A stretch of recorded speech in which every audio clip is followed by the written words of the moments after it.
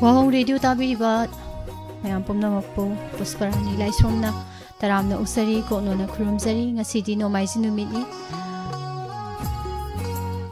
angangi thauram thamjari aikhoigi contact number 7005 707 808 number semutanga hanani singjage 7005 707 808 number sida call tawbiduna adom adongi isa isu sing saruk yahan biu angangi thorom sida live chat teleng sin biribo mayam wakhagi chebe sabi zoi tongbram ibung zoi merang them imai be maning thokong ima bilasini yumnam taram na uksari Isiro sobati adhikari ima premita yung khaibam taram na uksari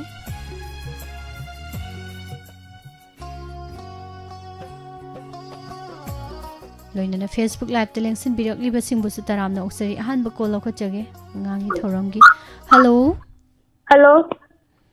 good afternoon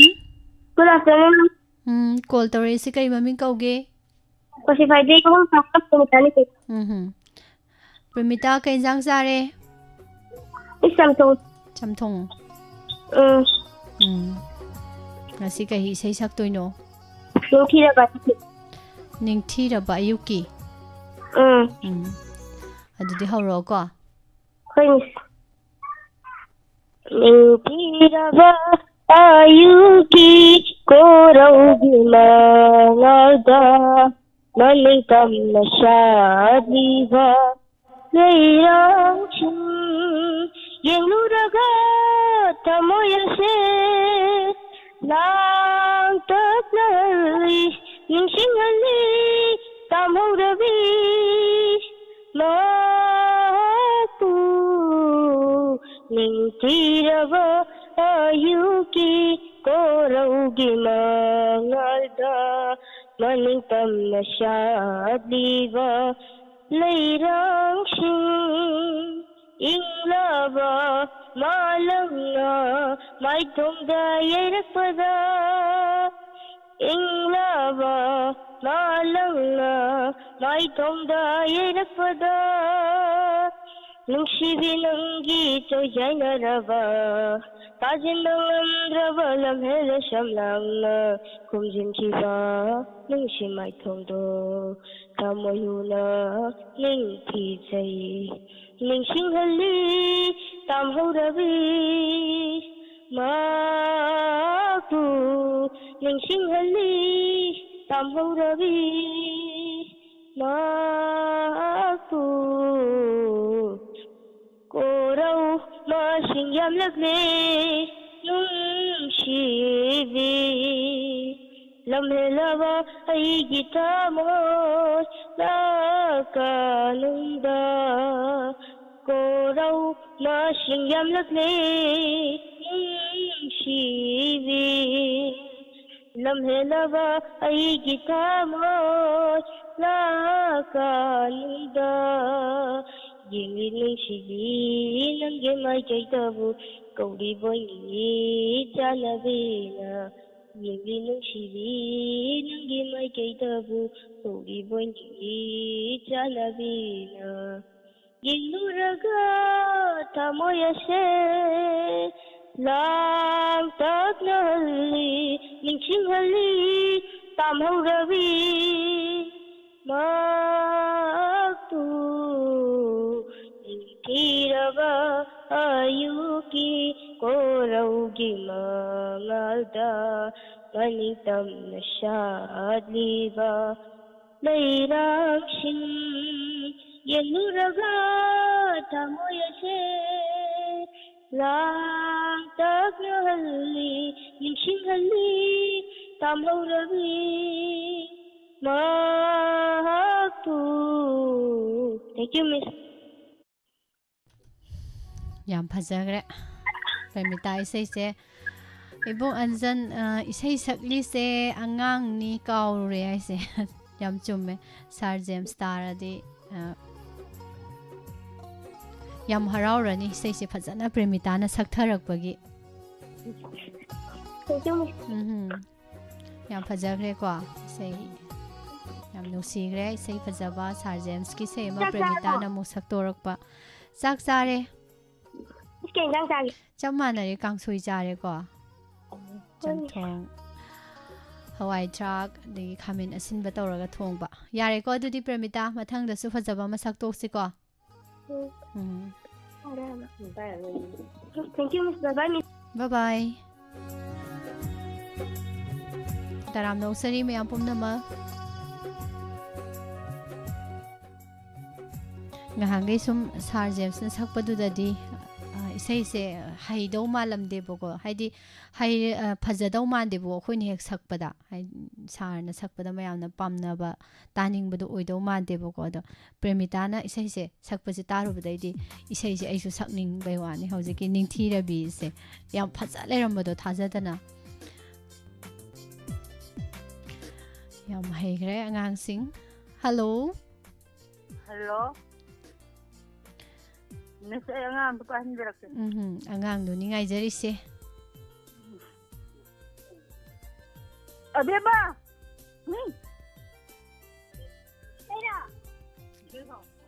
ꯑꯕꯦꯝꯃ ꯂꯥꯛꯑꯣ ꯑꯕꯦꯝꯃ ꯂꯥꯛꯑꯣ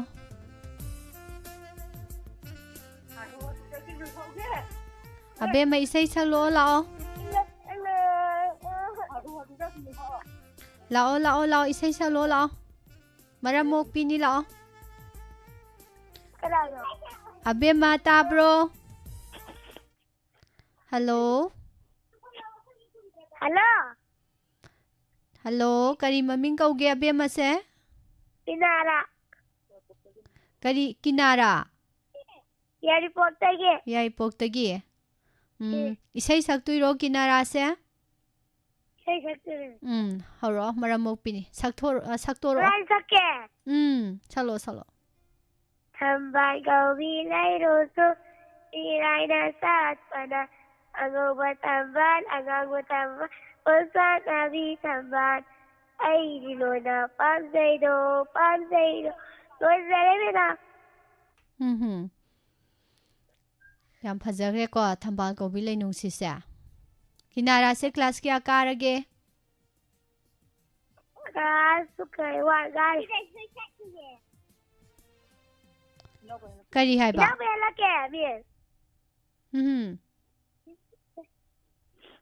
ꯄꯥꯏꯍꯜꯂꯣ ꯄꯥꯏꯍꯜꯂꯣ ꯇꯥꯔꯦ ꯇꯥꯔꯦ ꯀꯔꯤ ꯃꯃꯤꯡ ꯀꯧꯒꯦ ꯀꯔꯤ ꯏꯁꯩ ꯁꯛꯇꯣꯏꯅೋ ꯍꯧꯔꯛꯑꯣ ꯑꯗꯨꯗꯤ Tamban kawi lairosu. Isinilana fane. He pabuti nam jade. Agoba tamban. Agoba tamban. Osa nabi tamban. Nandioina panjaido. Panjaido. Very good ꯃꯔꯝ ꯌꯥꯝ ꯃꯣꯛꯑꯦ ꯍꯌꯦꯡꯋꯥꯏ ꯆꯥꯎꯔ ꯀꯔꯤ ꯑꯣꯏꯗꯣꯏꯅꯣ ꯆꯤꯆꯦꯁꯨ ꯂꯩꯕ꯭ꯔꯣ ꯍꯜꯂꯣ ꯆꯤꯆꯦꯒꯤ ꯃꯃꯤꯡꯗꯤ ꯀꯔꯤ ꯀꯧꯕ ꯑꯁꯥꯄꯤꯌꯥ ꯋꯥꯎ ꯃꯤꯡ ꯌꯥꯝ ꯐꯖꯩꯀꯣ ꯑꯗꯣ ꯑꯁꯥꯄꯤꯌꯥꯗꯤ ꯀꯔꯤ ꯏꯁꯩ ꯁꯛꯇꯣꯏꯅꯣ ꯆꯤꯡꯒꯤ ꯂꯩꯁꯥ ꯍꯧꯔꯛꯑꯣ ꯑꯗꯨꯗꯤ Chingi laisana heligo. Yelina sai fazai. Kangi laisa suwatiko. Yelina sai fazai. Oi haningday na sino me. Jagoy sate te na sazakige.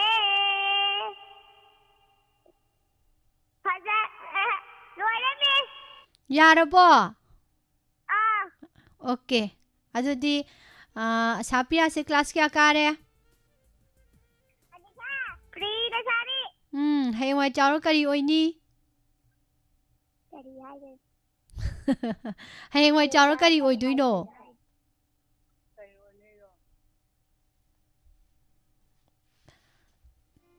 ꯃꯊꯪꯗ ꯍꯥꯏꯔꯛꯑꯣꯀꯣ ꯑꯗꯨꯗꯤ ꯀꯔꯥꯏ ꯆꯠꯈ꯭ꯔꯒꯦ ꯀꯔꯤ ꯑꯣꯏꯗꯣꯏꯅꯣ ꯍꯪꯉꯨꯕꯗ ꯃꯥꯡꯊꯣꯛꯈ꯭ꯔꯦ ꯃꯊꯪꯒꯤ ꯀꯣꯂꯔꯗ ꯑꯃꯨꯛ ꯈꯨꯗꯣꯡꯆꯥꯕ ꯄꯤꯖꯔꯤ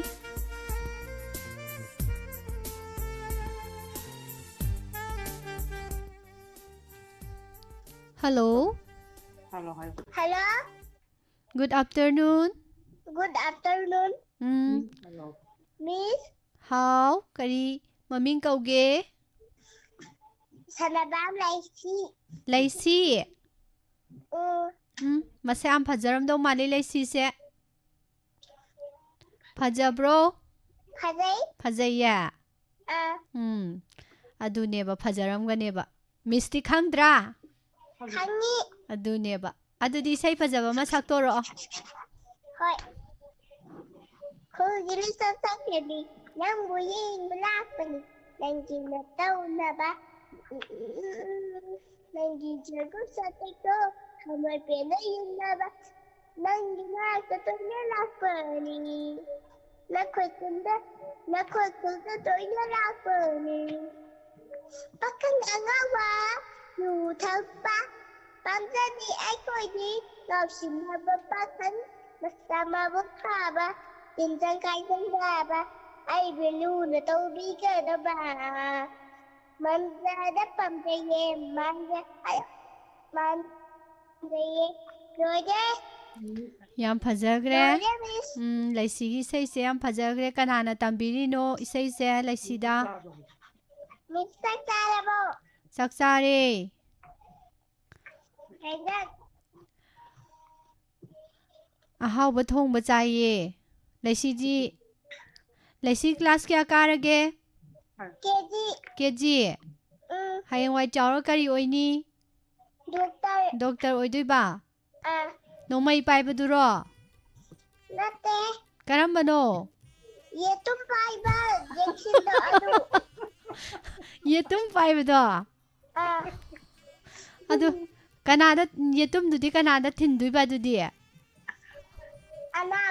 Anabada. Very good. Adudi naroidro. Yetumna thilladi. Nani? Tapna thillu ko adudi. Ado bye bye ngasidi. Bye bye.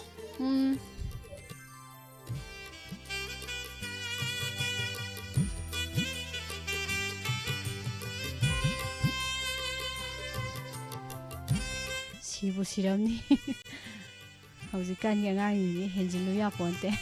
Hello. Hello. Good afternoon. Good afternoon, Miss. Kari maming kauge? Changkhonbi khumujam no Ma. pokatilambi. Changkhonbi amuk lae. Kay jang saraba ngasidi? Kangta. Ngasi adudi kari saireng thiduino? Tung tung dusubi. Horo adudi. Tung tung dusubi chaki chawai chawai bi. Thadoi timu timu makhongda chi chaw cha chaw amakha kalamu. Lojare, Miss. Loirabo? Maram yamo I. Adudi mathangi kolarda mu khudong saba pitokhrasi ko. Bye bye Changkhonbi. Bye bye. Thank you, Miss. Bye bye. Welcome.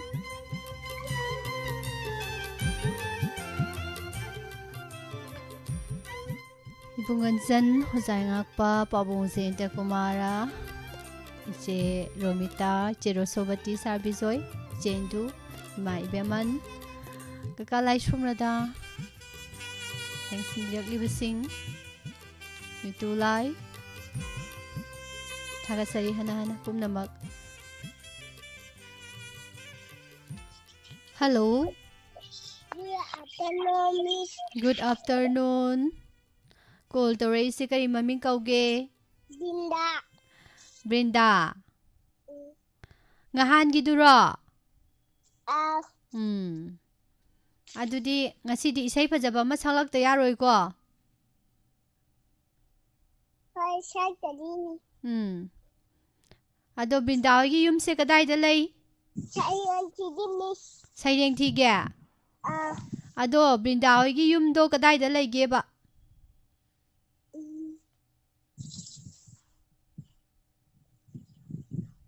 ꯊꯨꯝꯗ꯭ꯔꯤ ꯄꯣꯏꯔꯧꯈꯣꯡꯒꯤ ꯃꯅꯥꯛꯇ ꯑꯣ ꯌꯥꯏꯔꯤꯄꯣꯛꯀꯤ ꯄꯣꯏꯔꯧ ꯈꯣꯡꯖꯤꯟꯒꯤ ꯃꯅꯥꯛꯇ ꯂꯩꯕꯀꯣ ꯀꯥꯏꯅ ꯃꯅꯥꯛꯇ ꯈꯪꯉꯦ ꯈꯪꯉꯦ ꯃꯤꯁ ꯈꯪꯉꯅꯤ ꯑꯗꯨꯗꯤ ꯁꯩꯔꯦꯡ ꯍꯧꯔꯛꯑꯣꯀꯣ ꯕ꯭ꯔꯤꯟꯗꯥꯒꯤ ꯑꯥꯏꯁ ꯀ꯭ꯔꯤꯝ ꯌꯣꯟꯕ ꯀꯀꯥ ꯑꯥꯏꯁ ꯀ꯭ꯔꯤꯝ ꯌꯣꯟꯕ ꯀꯀꯥ ꯂꯥꯎ ꯁꯤꯗ ꯑꯝꯇ ꯀꯩꯅꯣꯝꯇ ꯍꯥꯏꯒꯦ ꯀꯀꯥ ꯀꯩꯅꯣꯝꯇ ꯍꯥꯏꯒꯦ ꯀꯀꯥ ꯁꯥꯕꯅꯤ ꯑꯣꯏꯔꯦ ꯑꯩꯗꯤ ꯑꯥꯏꯁ ꯀ꯭ꯔꯤꯝ ꯈꯤꯇ ꯆꯥꯗꯦ ꯑꯥꯏꯁ ꯀ꯭ꯔꯤꯝ ꯈꯤꯇ ꯆꯥꯗꯦ ꯃꯤꯁ ꯂꯣꯏꯔꯦ ꯌꯥꯝ ꯐꯖꯈ꯭ꯔꯦ ꯕ꯭ꯔꯤꯟꯗꯥꯒꯤ ꯑꯥꯏꯁ ꯀ꯭ꯔꯤꯝ ꯌꯣꯟꯕ ꯀꯀꯥꯒꯤ ꯔꯥꯏꯝꯁꯦ ꯌꯥꯔꯦꯀꯣ ꯑꯗꯨꯗꯤ ꯂꯥꯏꯔꯤꯛ ꯄꯥꯕ ꯀꯥꯎꯅꯤꯀꯣ ꯄꯥꯗ꯭ꯔꯕꯣ ꯂꯥꯏꯔꯤꯛ ꯄꯥꯏꯌꯦ ꯂꯥꯏꯔꯤꯛ ꯄꯥꯕ ꯀꯥꯎꯕ ꯌꯥꯗꯦꯀꯣ ꯌꯥꯔꯦ ꯑꯗꯨꯗꯤ ꯕꯥꯏ ꯕꯥꯏ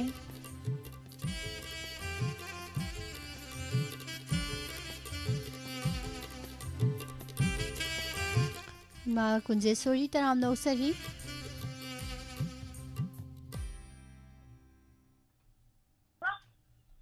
ꯍꯜꯂꯣ ꯍꯜꯂꯣ ꯃꯤꯁ ꯑꯉꯥꯡ ꯑꯝꯇ ꯄꯥꯏꯍꯟꯖꯔꯛꯀꯦ ꯆꯦꯜꯂ hello good afternoon Good afternoon. Call ꯇꯧꯔꯛꯏꯁꯤ ꯃꯃꯤꯡ ꯀꯔꯤ ꯀꯧꯒꯦ ꯁꯅꯥꯏ ꯍꯦꯟꯕꯤ ꯏꯔꯣꯝꯃꯩꯖꯥꯎꯗꯒꯤ ꯁꯅꯥꯍꯟꯕꯤ ꯑꯗꯣ ꯍꯧꯖꯤꯛ ꯏꯁꯩ ꯁꯛꯇꯣꯔꯤꯕ꯭ꯔꯣ ꯁꯩꯔꯦꯡ ꯊꯤꯗꯣꯔꯤꯕ꯭ꯔో ꯁꯩꯔꯦꯡ ꯊꯤꯗꯣꯏꯔో ꯏꯁꯩ ꯁꯛꯇꯣꯏꯔో ꯁꯅꯥꯍꯟꯕꯤꯁꯦ ꯁꯩꯔꯦꯡ ꯑꯣꯏꯅ ꯊꯤꯗꯣꯏꯕꯀꯣ ꯍꯧꯔꯛꯑꯣꯀꯣ ꯑꯗꯨꯗꯤ ꯊꯥꯝꯕꯥꯡ ꯀꯧꯕꯤ ꯂꯩ ꯅꯨꯡꯁꯤ ꯑꯉꯥꯡ ꯑꯩꯅꯗꯤ ꯄꯥꯝꯖꯩꯗꯣ ꯍꯦꯛꯄꯕꯨꯗꯤ ꯉꯝꯖꯗꯦ ꯏꯁꯤꯡ ꯌꯥꯏꯗ ꯁꯥꯠꯄꯅ ꯑꯉꯧꯕ ꯊꯥꯝꯕꯥꯟ ꯑꯉꯥꯡꯕ ꯊꯥꯝꯕꯥꯟ ꯀꯧꯁꯟꯅꯕꯤ ꯊꯥꯝꯕꯥꯟ ꯑꯩꯒꯤ ꯑꯣꯏꯅ ꯄꯥꯝꯖꯩꯗꯣ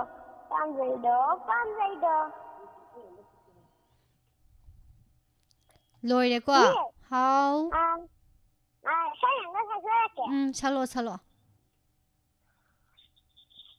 ꯅꯇꯧꯅ ꯁꯨꯃꯤꯟꯁꯤꯟꯕꯅꯤ ꯍꯦꯟꯅ ꯅꯪꯕꯨ ꯅꯨꯡꯁꯤꯅꯕ ꯈꯜꯂꯤ ꯑꯩꯁꯨ ꯅꯪꯒꯤꯁꯨ ꯁꯨꯝꯅ ꯅꯪꯅ ꯆꯠꯍꯜꯂꯤ ꯉꯥꯏꯖꯒꯦ ꯅꯪꯇꯕꯨ ꯅꯤꯡꯖꯒꯦ ꯂꯥꯛꯆꯒꯦ ꯑꯩꯒꯤ ꯅꯨꯡꯁꯤꯕ ꯈꯟꯖꯒꯦ ꯅꯪꯇꯕꯨ ꯊꯝꯖꯒꯦ ꯑꯣꯏꯖꯔꯣ ꯑꯩꯁꯦ ꯅꯪꯒꯤ ꯌꯥꯝ ꯐꯖꯈ꯭ꯔꯦ ꯌꯥꯝ ꯍꯩꯈ꯭ꯔꯦ ꯔꯥꯏꯝ ꯁꯛꯄ ꯏꯁꯩ ꯁꯛꯄ ꯁꯅꯥꯍꯟꯕꯤꯁꯦ ꯍꯌꯦꯡꯋꯥꯏ ꯆꯥꯎꯔ ꯀꯔꯤ ꯑꯣꯏꯅꯤ ꯑꯗꯨꯗꯤ ꯗꯣꯛꯇꯔ ꯑꯣꯏꯗꯣꯏꯕ ꯗꯣꯛꯇꯔ ꯍꯥꯏꯁꯦ ꯉꯁꯥꯏꯒꯤ ꯌꯦꯇꯨꯝ ꯄꯥꯏꯕꯗꯣ ꯑꯣꯏꯗꯣꯏꯔꯣ ꯍꯣꯏ ꯌꯦꯇꯨꯝꯂꯅꯦ ꯄꯥꯏꯔꯤꯗꯣ ꯗꯣꯛꯇꯔꯅ ꯀꯩꯅꯣꯒ ꯌꯦꯇꯨꯝꯒ ꯀꯥꯇꯤꯒꯅꯦ ꯊꯥꯡꯒ ꯑꯗꯨꯗꯤ ꯍꯌꯦꯡ ꯁꯅꯥꯍꯟꯕꯤꯁꯨ ꯌꯦꯇꯨꯝꯒ ꯀꯥꯇꯤꯒ ꯊꯥꯡꯒ ꯄꯥꯏꯔꯒ ꯂꯩꯇꯥꯔꯦꯅꯦꯀꯣ ꯃꯤꯁꯇꯣ ꯅꯥꯔꯛꯑꯗꯤ ꯍꯌꯦꯡ ꯁꯅꯥꯍꯟꯕꯤꯅ ꯌꯦꯡꯕꯤꯌꯨꯀꯣ ꯕꯣꯕꯣꯛ ꯕꯤꯂꯥꯁꯤꯅꯤꯒꯤꯅꯦ ꯃꯁꯨ ꯕꯣꯕꯣꯛ ꯕꯤꯂꯥꯁꯤꯅꯤꯒꯤ ꯃꯁꯨ ꯑꯗꯣ ꯃꯊꯪꯗꯁꯨ ꯏꯁꯩ ꯐꯖꯕ ꯑꯃ ꯁꯛꯂꯛꯎꯀꯣ ꯑꯩꯒꯤ ꯏꯇꯥ ꯑꯃ ꯋꯥꯍꯜꯂꯛꯀꯦ ꯏꯇꯥ ꯑꯃ ꯂꯩꯕ꯭ꯔꯣ ꯏꯇꯥꯗꯤ ꯄꯥꯏꯕ ꯌꯥꯗ꯭ꯔꯦ ꯑꯝꯇ ꯍꯥꯏꯔꯛꯑꯣ ꯏꯇꯥ ꯄꯥꯏꯔꯛꯑꯣ ꯅꯠꯇ꯭ꯔꯗꯤ ꯄꯥꯏꯔꯛꯇ꯭ꯔꯗꯤꯅꯦ ꯏꯟꯁꯄꯦꯛꯇꯔ ꯇꯌꯥꯏꯗ ꯐꯥꯕ ꯂꯥꯛꯍꯟꯒꯗꯣꯏꯅꯤ ꯄꯥꯏꯔꯛꯑꯣ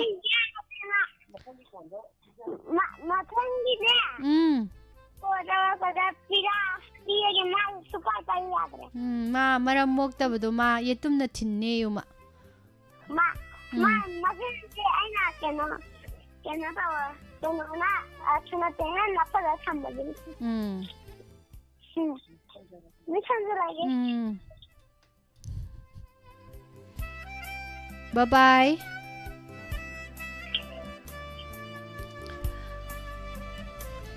sir nandiyo so kontra ye tum natte ko aise phagi tawini angang da laknari ni angang amana khumakpa adugi hello Good afternoon, Miss. good afternoon call tawraisi kari maming kauge Lantoiba. lanthoi ba se kari lamdagino Cup yade. kak mayai dagi lanthoi badi sei saktori bro saireng thiduri bro saireng thidui ba ko hauro dadi Se boti. Lashamaki se boti. Nangai ka kausi. Parang angge ngasi. Kain pulai makongda pulai matawi. Pumya mita si se swa. loira sei sakpadi haita bro lanthoi ba sa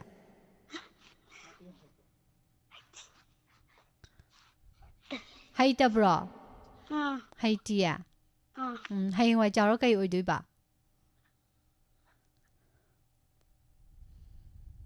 lanthoi ba se maramok pa khara wat pa mali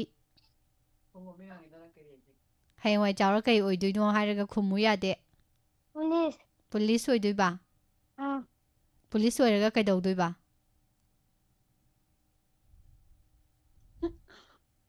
Miura my father. huran ba phadui ba huran ba khata nate ko phadui ja mayam lei ko police ki thaba mayam ngak pa sena ba lamhen ba warak pa mausina ba mi phadui ni lanthoi ba se class kya karage Two. class 2 kare kai school da tami Lerong kenda. leirong thel da ko yare ko dudi mathang da su school gi like te yaw ba sereng phaja phaja ba yaw ba do loina phaga dam ni ko chimpha phaga dam ni ko hey exam da iba ngam na ba adu duga angangi thoram da sereng thi ba yai ko adum mathang hindi gi adagi english gi MIL gi adu maramo adi police oibado phangdui ni hayeng maramok tadi yade like padradi police oiba phangoi ko Hoy Miss. okay bye bye ngasi gidi Bye.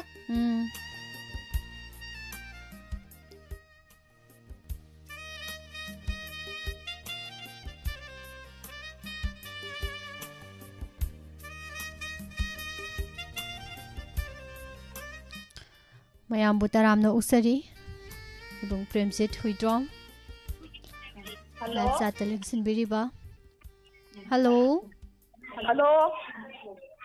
taram no uchari ming leifam haibiu Aigi ming Lores kawe. Aigi leifam Kaksin Thoksuba Laikai. lores haiba ko ming do Rem. ado lores se kari tawdui no hoji Hayeng. sayeng thidui ba ko hauro Sangai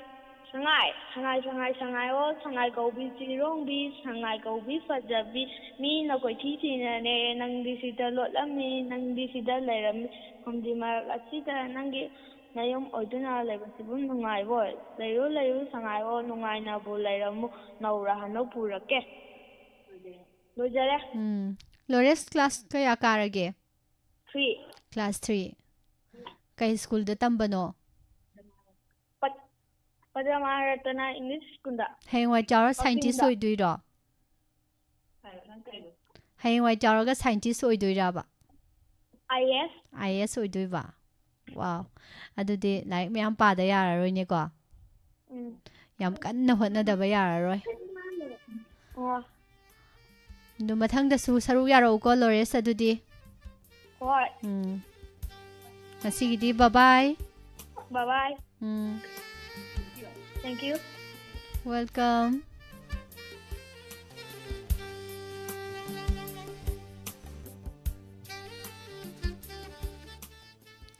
ꯃꯊꯪꯒꯤ ꯀꯣꯂꯔꯗ ꯈꯨꯗꯣꯡꯆꯥꯕ ꯄꯤꯖꯔꯤ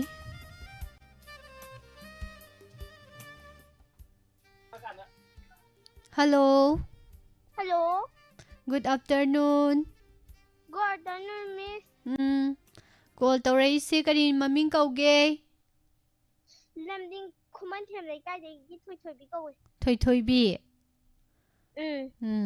ꯊꯣꯏꯊꯣꯏꯕꯤꯁꯦ ꯃꯁꯛ ꯀꯌꯥꯝ ꯐꯖꯔꯝꯗꯧ ꯃꯥꯜꯂꯤ ꯕꯂꯥ ꯃꯥꯜꯂꯝꯗꯧ ꯃꯥꯜꯂꯤ ꯐꯖꯕ꯭ꯔꯣ ꯀꯅꯥ ꯃꯥꯟꯒꯦꯗꯤ ꯍꯥꯏꯔꯛꯇꯦ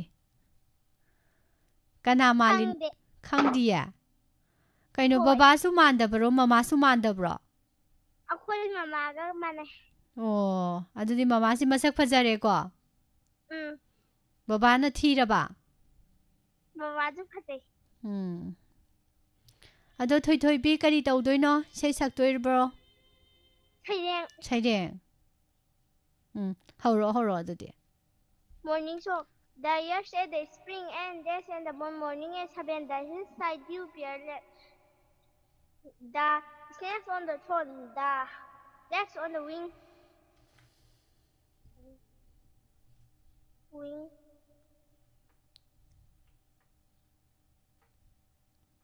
ꯂꯣꯏꯔꯕꯣ okay ꯊꯣꯏꯊꯣꯏꯕꯤ class ꯀꯌꯥ ꯀꯥꯔꯦ Class 5. Class 5 ꯍꯌꯦꯡꯋꯥꯏ ꯆꯥꯎꯔꯛ ꯁꯛꯂꯛꯑꯣ ꯏꯁꯩꯁꯨ ꯁꯛꯂꯛꯑꯣ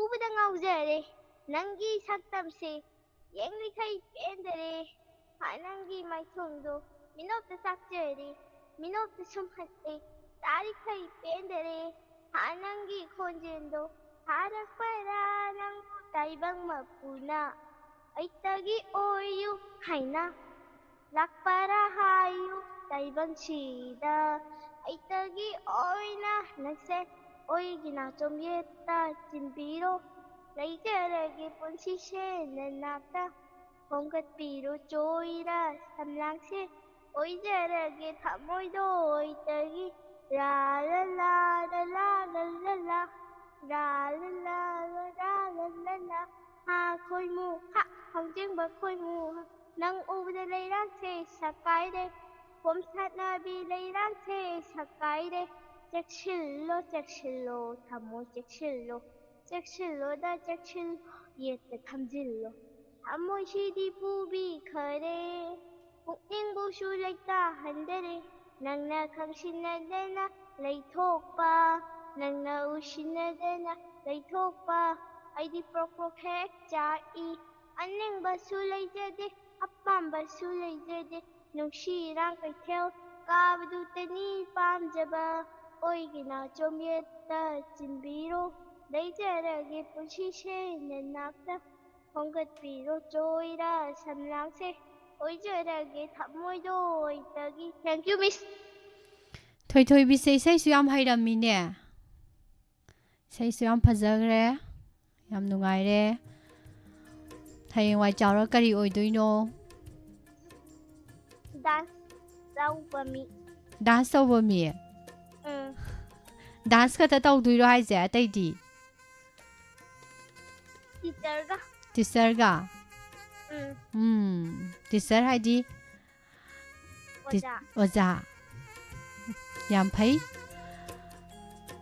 ꯑꯥꯔꯇꯤꯁ ꯑꯣꯏꯒꯗꯕꯀꯣ ꯑꯥꯔꯇꯤꯁ ꯑꯣꯏꯒꯗꯕ ꯗꯥꯟꯁꯔ ꯑꯗꯒꯤ ꯐꯤꯂꯝ ꯀꯨꯝꯃꯤꯕ ꯃꯌꯥꯝꯁꯦ ꯑꯥꯔꯇꯤꯁ ꯀꯧꯏꯀꯣ ꯑꯗꯨꯅ ꯑꯥꯔꯇꯤꯁ ꯑꯣꯏꯕ ꯍꯥꯏꯁꯤꯗꯤ ꯗꯥꯟꯁ ꯈꯛꯇ ꯇꯧꯒꯗꯕ ꯅꯠꯇꯦ ꯃꯌꯥꯝ ꯂꯩꯀꯣ ꯑꯗꯨꯁꯨ ꯐꯔꯦ ꯑꯗꯨꯒ ꯑꯣꯖꯥ ꯑꯣꯏꯕꯁꯨ ꯐꯔꯦ ꯇꯤꯆꯔ ꯑꯣꯏꯕꯁꯨ ꯐꯔꯦꯀꯣ ꯀꯟꯅ ꯍꯣꯠꯅꯕ ꯇꯥꯔꯦ ꯑꯗꯨꯗꯤ ꯊꯋꯥꯏ ꯌꯥꯎꯅ ꯍꯣꯠꯅꯗ꯭ꯔꯗꯤ ꯑꯐꯥꯎꯕ ꯑꯣꯏꯔꯣꯏ ꯑꯗꯨꯅ ꯗꯥꯟꯁꯔ ꯑꯣꯏꯒꯦ ꯍꯥꯏꯔꯁꯨ ꯑꯥꯔꯇꯤꯁ ꯑꯣꯏꯒꯦ ꯍꯥꯏꯔꯁꯨ ꯀꯟꯅ ꯍꯣꯠꯅꯒꯗꯕ ꯑꯗꯒꯤ ꯑꯣꯖꯥ ꯑꯣꯏꯒꯦ ꯍꯥꯏꯔꯁꯨ ꯂꯥꯏꯔꯤꯛ ꯐꯖꯅ ꯅꯤꯡꯊꯤꯖꯅ ꯄꯥꯒꯗꯕ ꯍꯣꯠꯅꯒꯗꯕꯀꯣ ꯌꯥꯔꯦꯀꯣ ꯑꯗꯨꯗꯤ ꯃꯊꯪꯗꯁꯨ ꯏꯁꯩ ꯐꯖꯕ ꯑꯃ ꯁꯛꯂꯛꯄ ꯌꯥꯏꯀꯣ ꯕꯥꯏ ꯉꯁꯤꯒꯤꯗꯤ ꯕꯥꯏ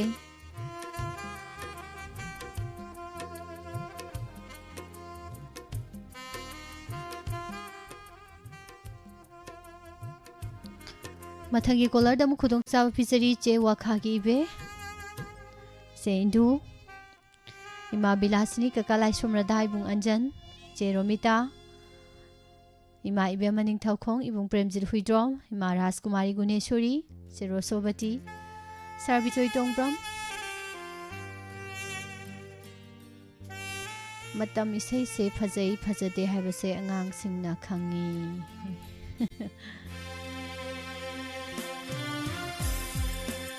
ꯊꯥꯒꯠꯆꯔꯤ ꯁꯥꯔ ꯅꯗꯤꯌ ꯁꯣꯔꯈꯣꯝꯗ꯭ꯔꯥꯝ ꯃꯉꯥꯜ ꯒꯨꯔꯨꯃꯌꯨꯝ ꯏꯃꯥ ꯔꯤꯇꯥ ꯍꯥꯎꯕꯤꯖꯝ ꯄꯥꯕꯨꯡ ꯖꯦꯟꯇ ꯂꯣꯏꯅꯅ ꯐꯦꯁꯕꯨꯛ ꯂꯥꯏꯚꯇ ꯂꯥꯏꯁꯨꯝ ꯏꯕꯨꯡ ꯇꯥꯈꯤꯡ ꯏꯃꯥ ꯁꯅꯥꯊꯣꯏ ꯃꯦꯗꯥꯝ ꯁꯨꯁꯤꯇ꯭ꯔꯥ ꯃꯦꯗꯥꯝ ꯕꯕꯤꯇꯥ ꯋꯥꯡꯖꯝ ꯁꯥꯔ ꯁꯅꯥꯇꯣꯝꯕ ꯁꯣꯔꯦꯟ ꯁꯪꯕꯝ ꯇꯔꯥꯝꯅ ꯑꯣꯛꯆꯔꯤ ꯍꯜꯂꯣ ꯍꯜꯂꯣ ꯃꯤꯁ ꯑꯩ ꯍꯩꯔꯣꯛ ꯈꯨꯅꯤꯡꯗꯒꯤ ꯉꯥꯟꯕ ꯀꯧꯖꯩ ꯉꯥꯟꯕ ꯀꯩꯅꯣ ꯑꯩ ꯏꯁꯩ ꯑꯃꯇꯪ ꯁꯛꯆꯅꯤꯡꯗꯅ ꯑꯗꯨꯝ ꯀꯣꯜ ꯇꯧꯖꯔꯛꯄꯅꯤ ꯁꯛꯀꯗꯕꯅꯤꯀꯣ ꯉꯥꯟꯕ ꯃꯔꯝ ꯌꯥꯝ ꯃꯣꯛꯑꯦ ꯑꯗꯨ ꯀꯔꯤ ꯏꯁꯩ ꯁꯛꯇꯣꯏꯅꯣ ꯉꯥꯟꯕ ꯃꯇꯝ ꯏꯁꯩ ꯅꯨꯡꯁꯤꯔꯕꯒꯤ ꯊꯋꯥꯏ ꯃꯉꯥ ꯅꯨꯡꯁꯤꯔꯕ ꯊꯋꯥꯏ ꯃꯉꯥ ꯀꯣ ꯁꯛꯊꯔꯣ ꯑꯗꯨꯗꯤ ꯉꯥꯟꯕ ꯅꯨꯡꯁꯤꯔꯕ ꯑꯩꯒꯤ ꯊꯋꯥꯏ ꯃꯉꯥ ꯀꯩꯗꯧꯉꯩ ꯀꯥꯏꯅꯅꯤ ꯅꯪꯒ ꯅꯨꯡꯁꯤꯔꯕ ꯑꯩꯒꯤ ꯊꯋꯥꯏ ꯃꯉꯥ ꯀꯩꯗꯧꯉꯩ ꯀꯥꯏꯅꯅꯤ ꯅꯪꯒ ꯋꯥꯔꯦ ꯋꯥꯃꯤꯟꯅꯩ ꯅꯨꯡꯉꯥꯏꯔꯦ ꯅꯨꯡꯉꯥꯏꯃꯤꯟꯅꯩ ꯋꯥꯔꯦ ꯋꯥꯃꯤꯟꯅꯩ ꯅꯨꯡꯉꯥꯏꯔꯦ ꯅꯨꯡꯉꯥꯏꯃꯤꯟꯅꯩ ꯑꯁꯨꯛ ꯀꯨꯏꯅ ꯇꯤꯟꯅꯔꯛꯄ ꯅꯪꯒ ꯅꯨꯡꯁꯤꯔꯕ ꯑꯩꯒꯤ ꯊꯋꯥꯏ ꯃꯉꯥ ꯀꯩꯗꯧꯉꯩ ꯀꯥꯏꯅꯅꯤ ꯅꯪꯒ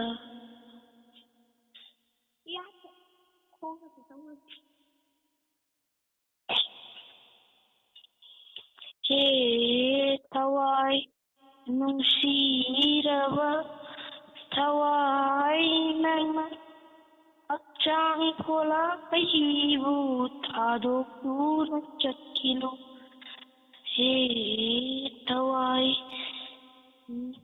ꯅꯨꯡꯁꯤꯔꯕ ꯊꯋꯥꯏ ꯅꯪꯅ ꯍꯛꯆꯥꯡ ꯄꯣꯂꯥꯏꯕꯨ ꯊꯥꯗꯣꯛꯇꯨꯅ ꯆꯠꯈꯤꯅꯨ ꯄꯟꯆꯚꯨꯠꯅ ꯁꯥꯕ ꯑꯩꯒꯤ ꯍꯛꯆꯥꯡ ꯄꯣꯂꯥꯡꯅꯤ ꯄꯟꯆꯚꯨꯠꯅ ꯁꯥꯕ ꯑꯩꯒꯤ ꯍꯛꯆꯥꯡ ꯄꯣꯂꯥꯡꯅꯤ ꯆꯤꯡꯒꯤ ꯃꯥꯂꯦꯝꯗ ꯅꯣꯡꯃ ꯁꯣꯏꯔꯣꯏ ꯅꯨꯡꯁꯤꯔꯕ ꯑꯩꯒꯤ ꯊꯋꯥꯏ ꯃꯉꯥ ꯀꯩꯗꯧꯉꯩ ꯀꯥꯏꯅꯅꯤ ꯅꯪꯒ ꯃꯤꯁ ꯑꯗꯨꯝ ꯇꯤꯟꯖꯔꯒꯦ ꯌꯥꯝꯅ ꯅꯨꯡꯁꯤꯕ ꯏꯁꯩꯅꯤ ꯉꯥꯟꯕ ꯏꯁꯩꯁꯦ ꯀꯅꯥꯅ ꯁꯛꯎ ꯍꯥꯏꯒꯦ ꯉꯥꯟꯕꯗ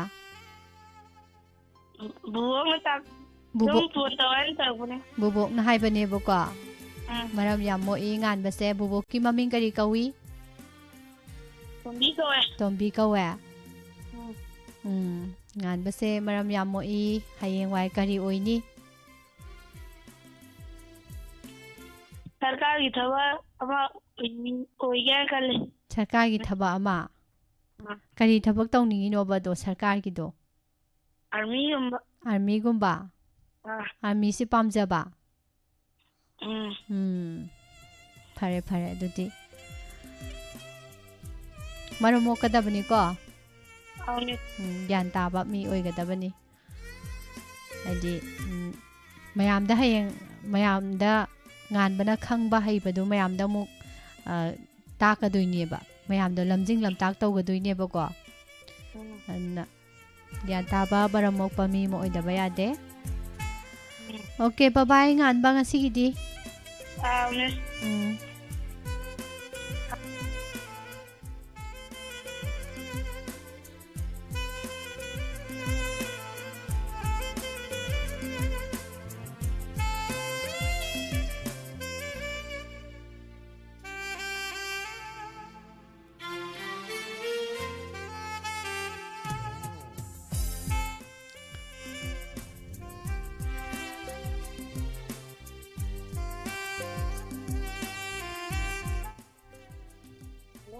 Hello Hello Hello?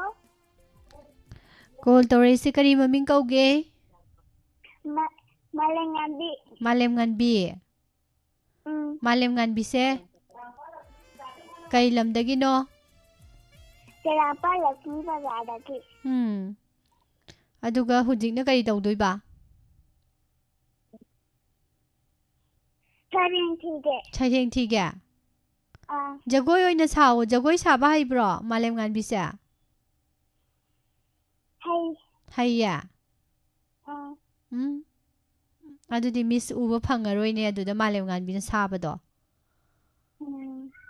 Hayeng noma school gi function do ina saro ko adudi miss yeng balage adudo ina ado ngasigi saireng thiro Miss Horaga. Hauro Sangai wo. Sangai Gobi Jirongbi. Sangai Gobi Fazabi. Nina Koti Tinare. Nangi Lami. Nangi Sidale Yami. Pundi Malak Asida. Nangi Layum Oduna. Lay Sibu Nungai Boy. Layu Sangai wo. Nungai Nabu Layamu.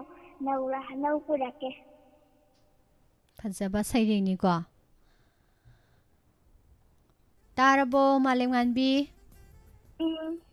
Class kya karage Class 3. Class 3 Hayeng wai charaga kari oini Doctor oidoiba Dudi like kanna honagadabni ko Lai heitaba yade ko Lai heitadi hayeng doctor pass tawro oidoini Yare ko adudi mathang dasu sayeng say sakpa yai ko Bye bye Bye-bye, Miss.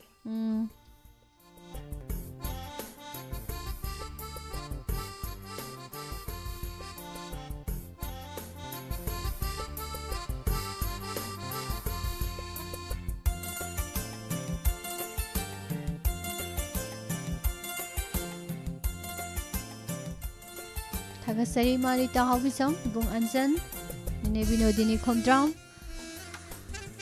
Indong sa Punimasi, Ise Punimasi, Kakalay Sumrada, Tagasari, Mai Beman, Sabizoy, Live Chata, Laibiraga, Comment Amamam Bibirak Payam Nuwaze, Sarnandisor, Duga, Mr. James Bond, Bung Premjit, Manabi Brazeshuri Jendu, Tagasari Hanana Imakunjeshuri. Hello. Hello. Good afternoon. Good afternoon. Kaino. Noksana iji kaino. Kari maming kauge call tawraisibo. Tanu. Kari? Tanu. Tanu. Hay Tanu higsabi. Ngasay na call tawrakpa yadra kay dawrino. Ina. Tawra ina. Ngasay na tawra uyadra ba do? Ngasay tawra Is. Hawzika ta payda iba duga. Tanli. Kay jang sage Tanu. Yen thong ba. Lehawdra ba? Lehawdra. Mabuk yam phatte lehawdra haijali jong. Oidaba ngangjali sengo ba. Lehawri dudi. Ha. Lehawri dudi haiba. Lehawdra.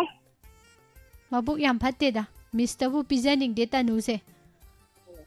ID sabra. Yausangda mayam thongde. Yausangda. Aw. Talli lao. Ngasi jage hai. Isay oina saklo doidi. Miss lao hairadi. Hambang kawinay rungsi.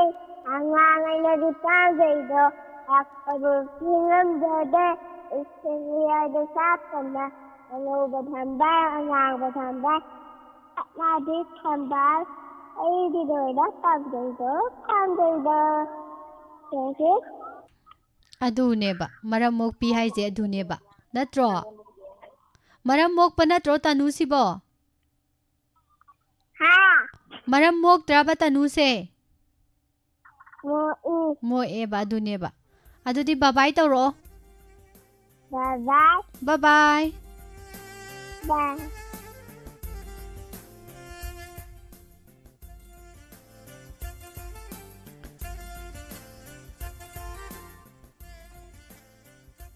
Cool si am tappe ngasidi.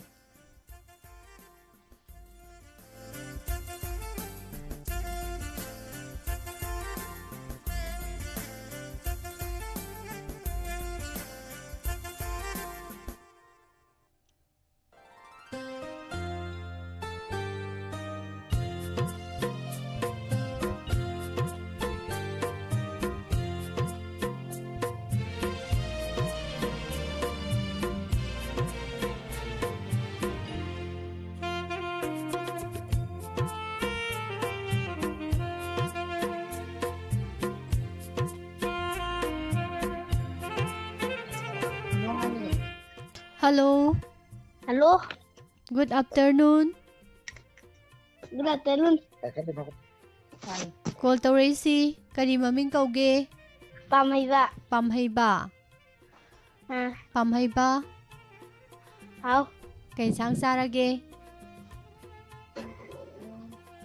Kobi thongba. Kobi thong masare bako. Pamhaiba se say saktoira sayring thidoiribro. Isay saktoine. Isay saktoine. Ado pamhaiba se kay lamdagino? Top tagine. Yai pok top. Okay. Hauro ko adudi. Wari gitaro mama lam ta thang ji wari ni kiki mui rang ni bakte lukravi macha amalai rami lukravi gi macha do nong ma ho kiba pakang sharet parale henjuna ha kau ubado hay nong ma cô madaga yagi murang lay bakto lay hen na do ire mashana urai no bigo ishabi bungo hon shigo lamta thangja yimita ningongi shangaya kondoi biro nushi lamta thangja korong mita Lukrami mana macam sini.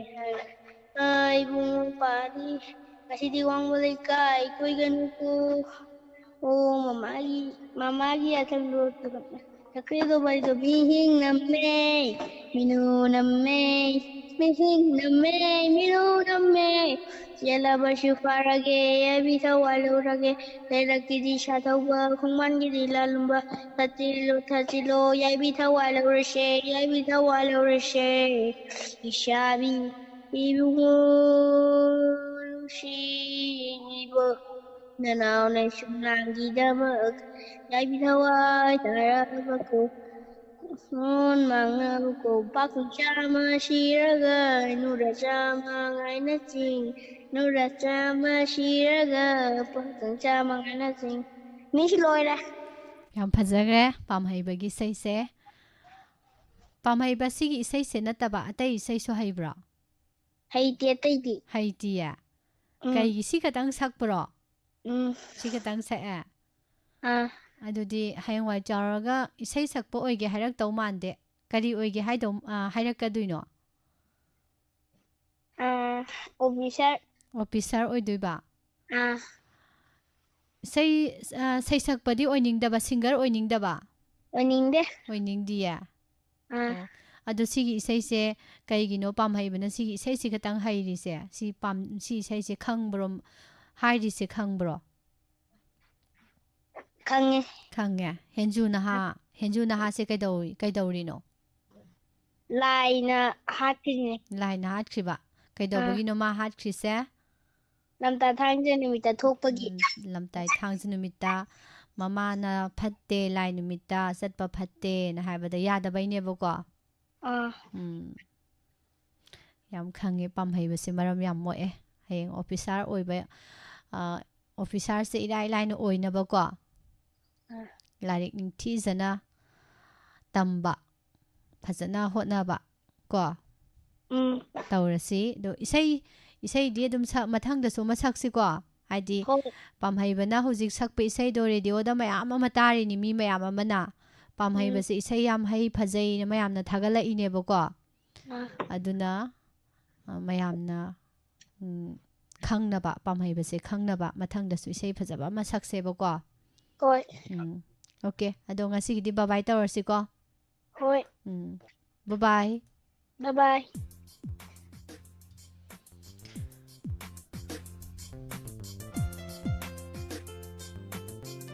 ꯃꯊꯪꯒꯤ ꯀꯣꯂꯔꯗ ꯑꯃꯨꯛ ꯈꯨꯗꯣꯡꯆꯥꯕ ꯄꯤꯖꯔꯤ ꯏꯆꯦ ꯂꯂꯤꯇꯥ ꯌꯦꯡꯈꯣꯝ ꯇꯔꯥꯝ ꯅꯣꯛꯆꯔꯤ ꯏꯆꯦ ꯏꯕꯦꯝꯆꯥ ꯏꯕꯨꯡ ꯑꯟꯖꯟ ꯏꯃꯥ ꯁꯅꯥꯊꯣꯏ ꯏꯃꯥ ꯏꯕꯦꯝꯃꯟ ꯏꯃꯥ ꯕꯤꯂꯥꯁꯤꯅꯤ ꯏꯃꯥ ꯔꯤꯇꯥ ꯊꯥꯒꯠꯆꯔꯤ ꯄꯨꯝꯅꯃꯛ ꯏꯆꯦ ꯄ꯭ꯔꯃꯦꯁꯣꯔꯤ ꯋꯥꯍꯦꯡꯕꯝ ꯏꯃꯥ ꯔꯥꯖꯀꯨꯃꯥꯔꯤ ꯒꯨꯅꯦꯁꯣꯔꯤ ꯏꯕꯨꯡ ꯑꯟꯖꯟ ꯂꯣꯏꯅꯅ ꯐꯦꯁꯕꯨꯛ ꯂꯥꯏꯚꯇ ꯁꯔꯁꯥꯟꯇ ꯃꯣꯏꯔꯥꯡꯊꯦꯝ ꯒꯨꯗ ꯑꯐꯇꯔꯅꯨꯟ ꯏꯕꯨꯡꯂꯥꯏꯁꯝ ꯇꯥꯈꯤꯡ ꯂꯩꯕꯤꯔꯤꯕꯁꯤꯡ hello hello good afternoon good afternoon miss call ꯇꯧꯔꯛꯏꯁꯤ ꯃꯃꯤꯡꯗꯣ ꯀꯪꯂꯩꯉꯥꯟꯕ ꯀꯪꯂꯩꯉꯥꯟꯕꯅꯤ ꯀꯣ ꯑꯥꯎ ꯂꯝꯗꯨꯒ ꯌꯥꯏꯔꯤꯄꯣꯛ ꯂꯩꯃꯅꯥꯏ ꯌꯥꯏꯔꯤꯄꯣꯛ ꯂꯥꯏꯃꯅꯥꯏꯗꯒꯤ ꯀꯪꯂꯩꯉꯥꯟꯕ ꯌꯧꯁꯜꯂꯛꯑꯦ ꯍꯧꯖꯤꯛ ꯑꯗꯨꯅ ꯀꯪꯂꯩꯉꯥꯟꯕꯗꯒꯤ ꯏꯁꯩ ꯑꯃꯨꯛ ꯃꯌꯥꯝ ꯄꯨꯟꯅ ꯇꯥꯃꯤꯟꯅꯔꯁꯤ ꯃꯤꯁ ꯉꯁꯤꯗꯤ ꯏꯁꯩ ꯁꯛꯑꯔꯣꯏꯒꯦ ꯀꯔꯤꯒꯤ ꯏꯁꯩ ꯇꯝꯍꯧꯗ꯭ꯔꯦ ꯏꯁꯩ ꯇꯝꯍꯧꯗ꯭ꯔꯦ ꯑꯗꯨ ꯀꯩ ꯇꯧꯗꯣꯏꯕ ꯗꯥꯏꯂꯣग ꯑꯁ ꯗꯥꯏꯂꯣꯒꯇꯨꯅ ꯍꯦꯟꯅ ꯄꯥꯝꯃꯤ ꯃꯤꯁꯇꯤꯀꯣ ꯑꯗꯨ ꯗꯥꯏꯂꯣग ꯑꯣꯏꯅ ꯇꯧꯔꯛꯑꯣ ꯍꯧꯔꯒꯦ ꯃꯤꯁ ꯍꯧꯔꯣ ꯇꯣꯟꯗꯣꯟꯕ ꯇꯣꯟꯗꯣꯟꯕ ꯍꯧꯒꯠꯂꯣ ꯑꯝꯇ ꯍꯧꯗꯣꯛꯑ ꯂꯥꯛꯑꯣ ꯇꯣꯟꯗꯣꯟꯕ ꯇꯣꯟꯗꯣꯟꯕ ꯃꯃꯥ ꯕꯁ ꯇꯧꯔꯒꯦ ꯏꯁꯤꯡ ꯀꯟꯕꯤꯌꯣ ꯃꯃꯥ ꯕꯁ ꯂꯧꯕ ꯂꯣꯏꯔꯦ ꯆꯥꯛ ꯂꯣꯏꯔꯕꯣ ꯂꯣꯏꯔꯦ ꯆꯥꯔꯒꯦ ꯃꯃꯥ ꯊꯤꯔꯣ ꯍꯣꯏ ꯃꯃꯥ ꯁ꯭ꯀꯨꯜ ꯆꯠꯂꯒꯦ ꯃꯅꯝ ꯅꯝꯕꯤꯔꯣ ꯍꯣꯏ ꯅꯝꯕꯤꯔꯒꯦ ꯕꯦग ꯄꯥꯏꯔꯣ ꯆꯠꯂꯁꯤ ꯂꯥꯛꯑꯣ ꯃꯃꯥ ꯁ꯭ꯀꯨꯜ ꯍꯜꯂꯦ ꯆꯥꯛ ꯑꯩ ꯉꯥꯛꯇꯪ ꯁꯥꯟꯅꯍꯧꯒꯦ ꯃꯃꯥ ꯆꯥꯛ ꯂꯣꯏꯔꯕꯣ ꯂꯣꯏꯔꯦ ꯃꯃꯥ ꯑꯩ ꯇꯨꯏꯁꯟ ꯆꯠꯂꯒꯦ ꯊꯤꯟꯕꯤꯔꯣ ꯕꯦग ꯂꯧꯔꯣ ꯃꯅꯝ ꯅꯝꯕꯤꯔꯒꯦ ꯂꯥꯛꯑꯣ ꯂꯣꯏꯔꯒꯦ ꯃꯤꯁ ꯀꯪꯂꯩꯉꯥꯟꯕ ꯑꯗꯣ ꯇꯧꯕ꯭ꯔꯥ ꯀꯪꯂꯩꯉꯥꯟꯕ ꯁꯨꯗꯨꯗꯣ ꯅꯨꯡꯇꯤꯒꯤ ꯇꯧꯕ꯭ꯔꯥ ꯅꯨꯡꯇꯤꯒꯤ ꯇꯧꯋꯦꯕꯀꯣ ꯍꯣꯏ ꯑꯗꯣ ꯍꯧꯖꯤꯛꯀꯤ ꯑꯗꯨꯃꯥꯏꯅ ꯂꯣꯏꯅꯃꯛ ꯁꯤ ꯑꯉꯥꯡꯈꯩ ꯂꯣꯏꯅ ꯇꯧꯒꯗꯕ ꯌꯥꯍꯧ ꯉꯟꯅ ꯍꯧꯒꯠꯂꯒ ꯃꯃꯥ ꯄꯄꯥꯅ ꯍꯧꯗꯣꯛꯄꯗ ꯉꯟꯅ ꯍꯧꯒꯠꯂꯒ ꯕ꯭ꯔꯁ ꯇꯧꯊꯣꯛꯇꯅ ꯈꯣꯡꯈꯨꯠ ꯍꯥꯝꯗꯣꯛꯇꯅ ꯇꯧꯔꯒ ꯁ꯭ꯀꯨꯜ ꯆꯠꯂꯒ ꯃꯃꯥꯗ ꯃꯅꯝ ꯅꯝꯍꯟꯗꯅ ꯀꯣ ꯍꯜꯂꯛꯑꯒ ꯆꯔꯥ ꯋꯥꯟꯊꯣꯛꯑꯒ ꯑꯃꯨꯛ ꯉꯥꯏꯍꯥꯛ ꯁꯥꯟꯅꯔꯒ ꯇꯨꯏꯁꯟ ꯑꯃꯨꯛ ꯆꯠꯄ ꯀꯣ ꯑꯇꯩꯁꯨ ꯂꯣꯏꯅ ꯁꯨꯃꯥꯏꯅ ꯇꯧꯒꯗꯕꯅꯤꯀꯣ ꯗꯣꯛꯇꯔ ꯑꯣꯏꯅꯕ ꯏꯟꯖꯤꯅꯤꯌꯥꯔ ꯑꯣꯏꯅꯕ ꯑꯣꯐꯤꯁꯥꯔ ꯑꯣꯏꯅꯕ IAS ꯑꯣꯏꯅꯕ ꯇꯧꯒꯗꯕꯅꯤ ꯀꯪꯂꯩꯉꯥꯟꯕꯒꯤ ꯗꯥꯏꯂꯣग ꯇꯥꯈ꯭ꯔꯕꯅꯤꯅ ꯍꯧꯖꯤꯛ ꯃꯊꯪꯒꯤ ꯀꯣꯂꯔꯗ ꯑꯃꯨꯛ ꯈꯨꯗꯣꯡꯆꯥꯕ ꯄꯤꯈ꯭ꯔꯁꯤꯀꯣ ꯍꯣꯏ ꯕꯥꯏ ꯕꯥꯏ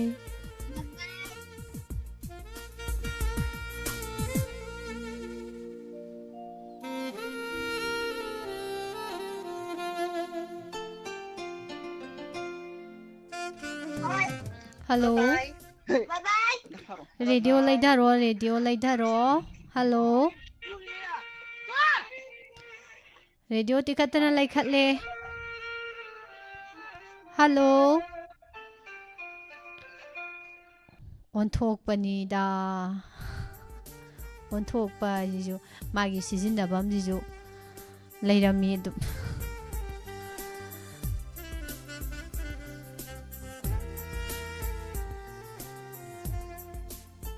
ꯁꯤꯖꯤꯟꯅꯗ꯭ꯔꯁꯨ ꯌꯥꯕ ꯋꯥꯍꯩꯅꯦꯕꯀꯣ ꯑꯣꯟꯊꯣꯛꯄꯅꯤꯗꯥꯁꯦ ꯃꯥꯒꯤꯁꯨ ꯑꯗꯨꯝ ꯁꯤꯖꯤꯟꯅꯕꯝꯁꯦ ꯋꯥꯍꯣꯡ ꯔꯦꯗꯤꯑꯣꯗꯁꯨ ꯑꯗꯨꯝ ꯂꯩꯔꯝꯃꯤ ꯍꯥꯏꯇꯥꯔꯦ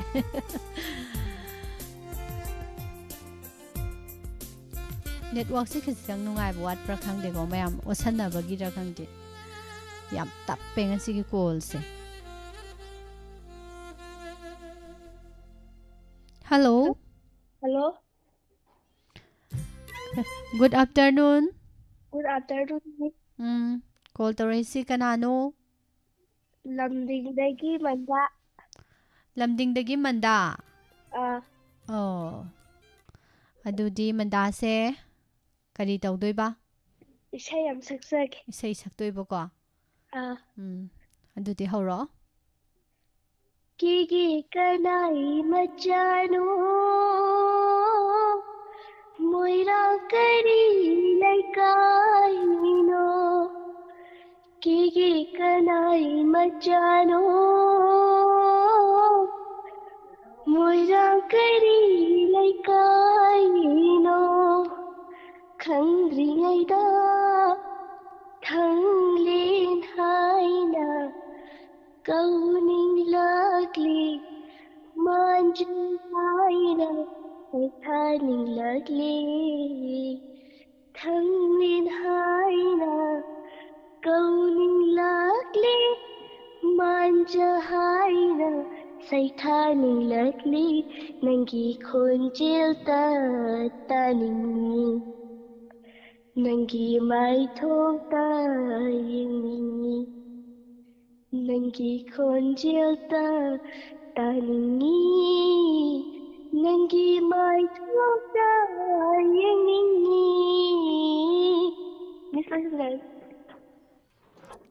ꯀꯩꯒꯤꯅꯣ ꯃꯟꯗꯥ ꯏꯁꯩ ꯂꯣꯏꯗ꯭ꯔꯤꯉꯩꯗ ꯂꯣꯏꯁꯟꯈ꯭ꯔꯤꯁꯦ? ꯑꯇꯩ ꯃꯈꯥꯗꯣ ꯐꯥꯗ꯭ꯔꯦꯕꯀꯣ. ꯑꯁ ꯍꯌꯦꯡꯋꯥꯏꯁꯦ ꯃꯟꯗꯥꯁꯦ ꯏꯁꯩ ꯁꯛꯄꯤ ꯑꯣꯏꯗꯧ ꯃꯥꯜꯂꯦ. ꯑꯃ ꯀꯩꯕ ꯃꯅꯤꯄꯨꯔꯒꯤ ꯖꯒꯣꯏꯗ ꯁꯨꯝ ꯌꯥꯎꯒꯅꯤ. ꯏꯁꯩꯗꯤ ꯇꯧꯔꯣꯏꯗ.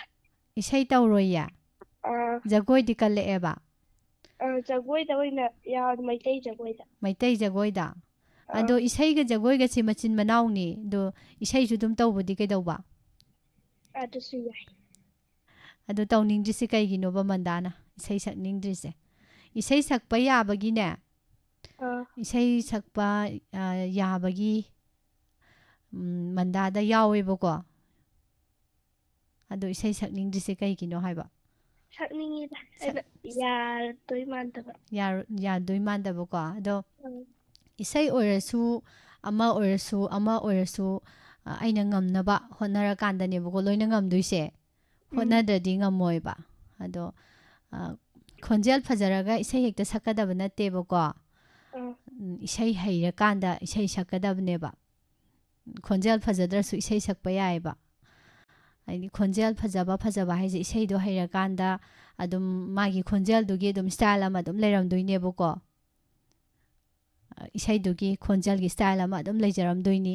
ꯑꯗꯨꯅ ꯀꯩꯅꯣ ꯇꯧꯔꯗꯤ ꯖꯒꯣꯏ ꯁꯥꯒꯦ ꯈꯜꯂꯗꯤ ꯏꯁꯩꯁꯨ ꯑꯗꯨꯝ ꯇꯧꯕ ꯌꯥꯏ. ꯑꯣꯖꯥ ꯃꯟꯗꯥꯅ ꯄꯥꯝꯖꯕ ꯑꯣꯖꯥ ꯑꯃꯗ ꯏꯁꯩ ꯈꯔ ꯇꯧꯔꯒ ꯖꯒꯣꯏꯁꯨ ꯑꯗꯨꯝ ꯇꯝꯃꯒꯀꯣ ꯃꯌꯥꯝꯒꯤ ꯁꯦꯕꯥ ꯇꯧꯕ ꯌꯥꯏ. ꯑꯗꯣ ꯃꯟꯗꯥꯕꯨ ꯀ꯭ꯂꯥꯁ ꯀꯌꯥ ꯀꯥꯔꯒꯦ ꯍꯧꯖꯤꯛꯄꯣ? 7 ꯀꯥꯔꯦ. ꯀꯩ ꯁ꯭ꯀꯨꯜꯗ ꯇꯝꯕ? ꯏꯕꯦꯝꯍꯜ ꯕꯤꯁꯥꯜ ꯑꯦꯀꯥꯗꯃꯤꯗ. ꯁꯥꯄꯝꯗ? ꯑꯣꯀꯦ. ꯑꯗꯨꯗꯤ ꯍꯣꯠꯅꯔꯁꯤꯀꯣ. ꯏꯁꯩ ꯐꯖꯕ ꯑꯃ ꯃꯊꯪꯗꯁꯨ ꯁꯛꯂꯛꯎꯀꯣ ꯃꯟꯗꯥ. ꯍꯣꯏ ꯃꯤꯁ. ꯃꯌꯥꯝ ꯋꯥꯍꯣꯡ ꯔꯦꯗꯤꯑꯣ ꯇꯥꯔꯤꯕ ꯃꯌꯥꯝꯗ ꯇꯥꯍꯟꯁꯦꯕꯀꯣ. ꯃꯤꯁꯁꯨ ꯇꯥꯅꯤꯡꯉꯤ. ꯍꯧꯖꯤꯛ ꯃꯟꯗꯥꯅ ꯁꯛꯂꯛꯄ ꯏꯁꯩꯗꯣ ꯌꯥꯝ ꯐꯖꯩ. ꯑꯗꯨꯅ ꯑꯇꯣꯞꯄ ꯏꯁꯩ ꯑꯃꯁꯨ ꯃꯟꯗꯥꯅ ꯁꯛꯄ ꯇꯥꯅꯤꯡꯉꯤ. ꯑꯗꯨꯅ ꯑꯉꯥꯡꯒꯤ ꯊꯧꯔꯝꯗ ꯃꯔꯛꯇ ꯏꯁꯩ ꯁꯛꯂꯛꯑꯣ. ꯌꯥꯔꯦꯀꯣ? ꯍꯣꯏ miss. Thank you. Bye welcome.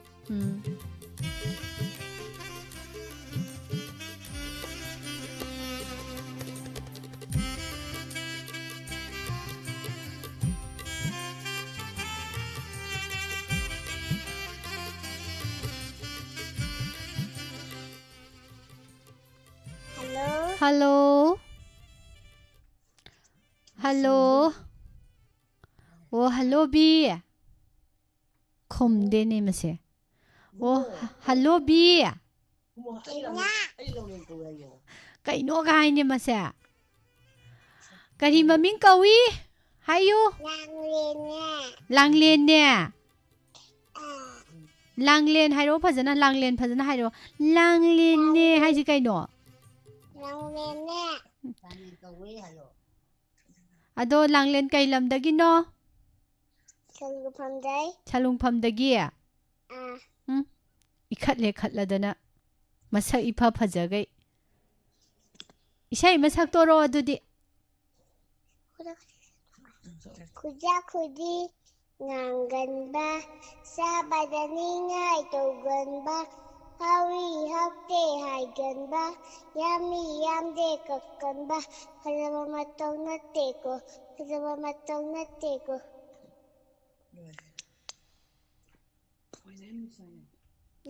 ลอยระบาดุกะยามพะจักเรโหลังเลนอีใช่ให้บีเฮงไว้จาวรกะรีโอยดุยโนนูปีพุลิสนูป้าพุลิสช่วยนูโอยูนูปีพุลิสช่วยรู้นูกระนั้นบ่ฮะโอยนี่นูปีพุลิสโอยกันโนบนูป้าพุลิสตัวโอยูให้ปะนูปีเนี่ยให้มาโอ้อะดูดินูปีพุลิสโอยดูบ้าดูว่าใครดอกดูบ้าอะดูว่าอาเย็นและทันดีบ้ากันนานอมาม่ารอพัตตาบะหมี่น้อยมาม่าที่ทำมวยดรอทำมวยอ่ะโอ้มิสเตอร์ก็ให้ยังพาดูจัดหรอพารอยอ่ะมิสนุกซีบรอนุกซีอ่ะอะดูดิอาจารย์พูดมาเลยบิวก็ใครเลยบิวดูเนาะฮาวบ้าโอ้อะดูดิมิสง่ายเลยก็อะดูดิบ๊ายบาย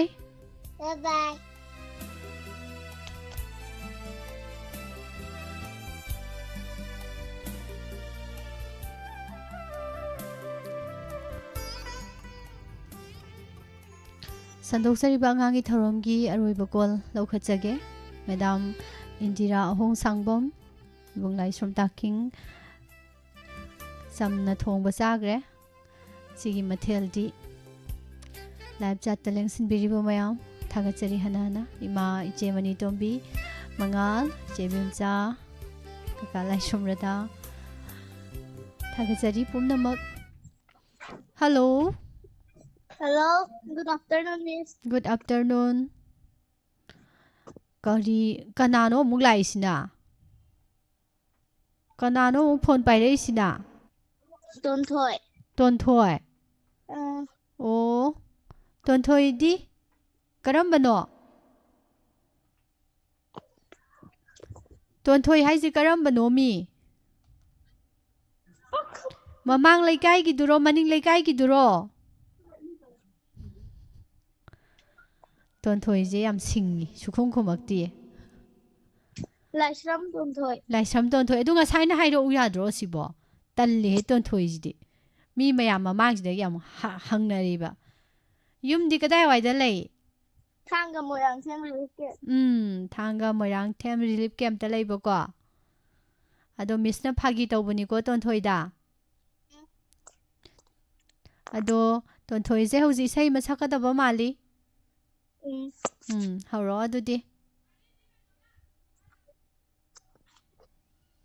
นะฮอร์again miss 好รอ นางอมนางาลีปานถอยบีนาจูนนงทางเลยมานีถอยบีเดลังโอลีLangusari kingbini ma ya kare khundinle ya thokle lam thokle ya kare khundinle ya thokle lam thokle haraw mathoy karagli nungayba mapal saragli da ha saragli da Cheroy tiếp tu không lạc pa quang lan bao che lạc pa ayuki na angan ba pan thui bi ge su